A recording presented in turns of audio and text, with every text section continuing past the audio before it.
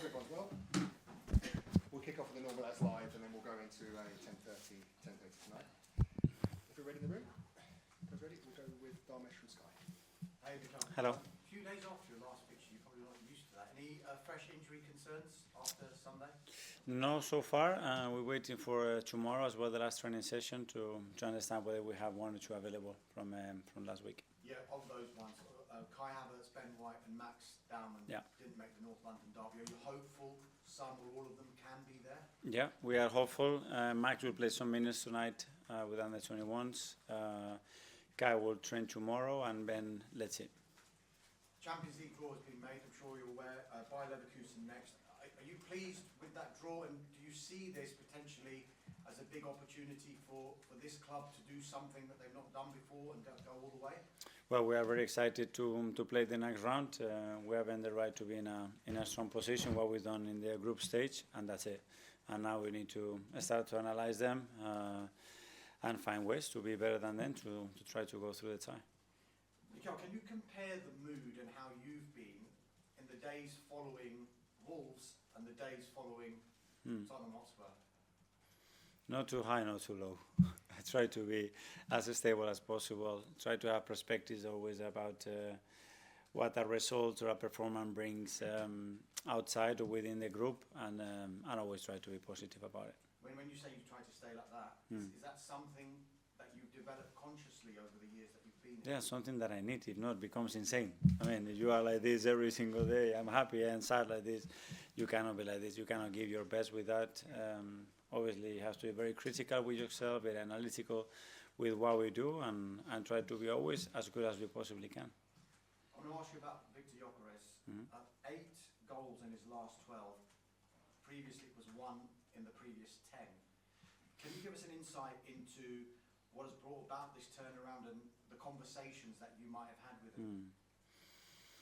Well, I think one thing leads to another. You know, when you score the first one or the performances are good, you have more time with your teammates, you understand the games, the opponent, the league better, everything helps. We know his qualities. He's undoubtedly an incredible striker. We need to fit to his quality. We need to understand him better. He needs to understand the team, the league better, and I think we are in the right trajectory. You've consistently been asked about Victor Gyökeres and his form throughout this season and since he signed at Arsenal, and you've backed him, you've never doubted him. Has he had any kind of self-doubt about how it's going for him and any confidence issue? I don't know. That's a question for him. Obviously, I know the demands that he put in himself, the expectations that he has to help the team. And I'm confident because I ask a lot of times our defenders when they have to train against our players, how do you feel when? Oh, it's a nightmare. And that's a really good way to understand the quality of a player or how it is to defend him. Final one from me, Mikel. It's 7 wins and 3 draws in your last 10 against Chelsea, which looks like an extraordinary record given the 2 teams that we're talking about here. Is there anything we've got a psychological advantage? Does that exist when you're playing the team and you're getting good results against them? No, I think what it is about the preparation, and the preparation gives you confidence and the right emotional state to get to the game with the belief and the conviction that you're going to win it. And after that, you have to earn the right to do it. Thank you. Good luck. Thank you. Sam, Premier League. Mikel, good to see you. Hi. You've got 7 games coming up in March. Does it feel like a month that could define Arsenal's season? I don't think much we will, but I think it will be very important for what is going to be happening in April and May, that's for sure, because there are competitions and knockout stages, and then you are in or you are out. Your side scored 19 goals in the past month or so. The record under you in his season is 113 goals. How pleased are you with Arsenal's attacking play at the moment? And can we now officially call Arsenal an exciting side to watch? Well, I think we have scored more goals in a single season than ever in the history of Arsenal Football Club. So you can put any name or any adjective that you want. It's up to you. And just finally for me, looking back on the Chelsea game early this month, what did you learn about them, and do you expect a different approach from them this time around? We don't know. I mean, they've done different things. They can change throughout the game. They have the players and they have a manager that it's very comfortable doing that. So we are prepared. We're gonna be prepared in the possible scenarios that we can face throughout the game, and then try to be better than them. Ian Talksport. Hi Mikel, how are you? Hi, Ian. A lot has been made this season about the fact that Arsenal finished second in the last 3 years. In terms of that, how much is that going to be a driving force for your team in the last 3 months of the season? Well, when you finish like this, you only want to be first. That's it, no? So imagine how the rest of the teams are. So that's the aim. Always get better. Always try to excel the possibilities of the team, whether it's individual or collectively, and that's what we are trying to do. Get to the last stage of the competitions, and in April and May, see what we are able to do. Do your side ever show any signs of nerves? I mean, because as we get closer towards the finishing line, you're almost at the finishing line in the League Cup. You're getting closer to the finishing line in the Champions League, FA Cup, Premier League. Do you expect your team to show signs of nerve, or are they players that are nerveless? I want to see signs of confidence, enthusiasm, and a lot of will to win what is in front of us. And that's what I see every single day from the team. In terms of your record against Chelsea, it's already been pointed out it's a great record, as indeed your record against Spurs was ahead of the North London derby last weekend. Does that give you, yourself as a manager, confidence when you go into a game knowing that generally this is opposition whereby you've had a good experience? That doesn't change the preparation. We know the importance of the game. We know the team that we're going to have in front of us, and we just have to prepare in the best way to earn the right to win it. As I always said, there is nothing else that you can do. What we've done 2 weeks ago or 2 years ago, it's irrelevant, because every game and every context is different, because the players might change, the mood of the teams can be in a different state, or what is at stake is different, and we are prepared. Final one quickly on Victor Gyökeres. The stats now suggest he's a good signing. He's scoring goals. But you've known that since day one. Do you wait for the stats to come out and say he's a good signing before you're really bullish about him, or? I want the stats that show that that within we are a better team, and we have achieved what we want, and he can be a huge contributor to our success, scoring goals or doing many other things that he does really well throughout the games. Good luck. Thank you. Art Athletic. Hi. After the Spurs game, sorry. Get it out your chest. After the Spurs game, There's some water here. after the Spurs game, you mentioned that you're understanding Eze better. Yeah. And I was just wondering, I think I might be wrong. Eh?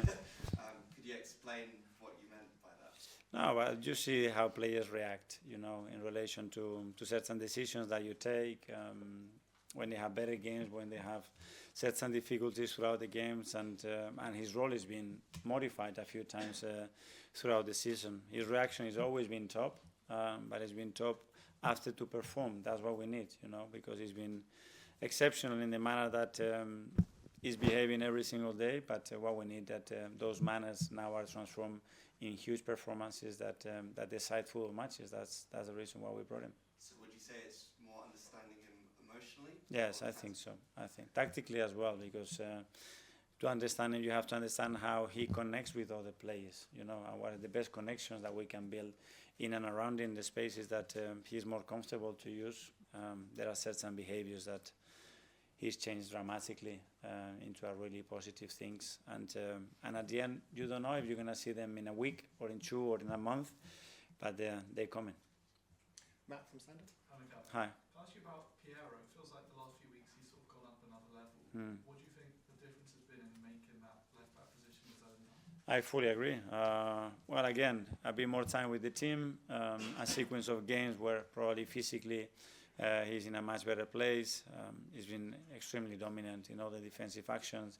He understands what we want in the attacking part as well, much better. All the set pieces, all the aspects that are relative to the game model that we have, and yeah, it's very much liked amongst the players. You can see that the way they interact and react with him. So I'm very pleased that he's showing that level.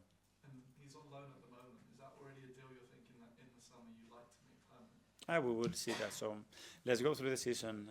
We have already discussed the possible outcomes that we have after that period, but so far we are very, very happy with him. James, ESPN. Hi. You obviously focus on the next game, but just with this Champions League draw showing you the route, now you've got that sort of clarity about the rest of that competition. Yeah, we are really excited, obviously, being in the forefront, and the way the team is consistently performance gives you a lot of hope and positive thoughts about what can be coming. But we can only focus in the present. That's where we're going to put our energy, and that's on Sunday. You mentioned the four competitions. I mean, just in your own words, how hard do you think the quadruple is to do? To do, is it been done? So that's how difficult it is. So let's go game by game. Let's try to earn the right to continue to be there till the last stage of every competition, and then we'll see what happens. Do you allow yourself to think about it? Not really, not so much on the outcome. I focus a lot in what we have to do to continue in the manner and the trajectory that we are as a team, and from there, obviously, try to improve it. Okay, last couple in the As Live. Charles from goal. Hi, Mikel. Hi. Just going back to Eze quickly, obviously Martin was not on the bench at the weekend, and you said in the past that what happened at Villa and the Matty Cash goal isn't sort of directly linked to us not really seeing Eze play on the left since that game. So is there sort of still in your head the option of him playing on the left if you want to maybe get him and Martin on the pitch together at times? There is a possibility to do that for sure. I think we only done once, and it was for a very short period of time because Martin had his shoulder injury, as well obviously because we had players out now in midfield, so we lost. Martin was out, Mikel is out, Kai was out as well. Ethan was sent on loan, so we had less options, and that's the reason as well that he's been playing more regularly there. And just on, you mentioned Piero there.